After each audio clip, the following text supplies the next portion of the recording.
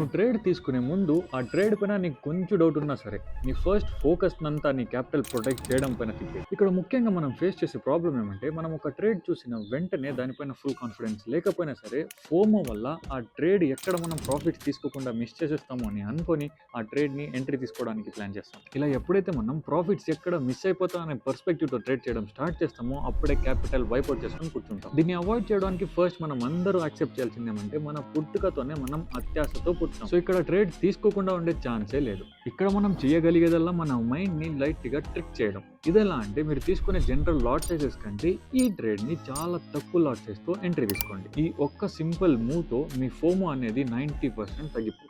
ఎందుకంటే మీరు మీ మైండ్‌ని ట్రిక్ చేస్తున్నారు, మీరు ట్రేడ్‌లో ఉన్నారని. అండ్ జనరల్‌గా మాట్లాడుకుంటే మార్కెట్‌లో ఆపర్చునిటీస్ డైలీ ఉంటాయి. మన ఫోకస్ అంతా మన క్యాపిటల్ పైనే ఉండాలి. ఎందుకంటే ఒకసారి క్యాపిటల్ పోగొట్టుకుంటే మళ్ళీ ఆ క్యాపిటల్‌ని ట్రేడింగ్‌లోకి తేవడానికి దేవుడు కనిపిస్తాడు.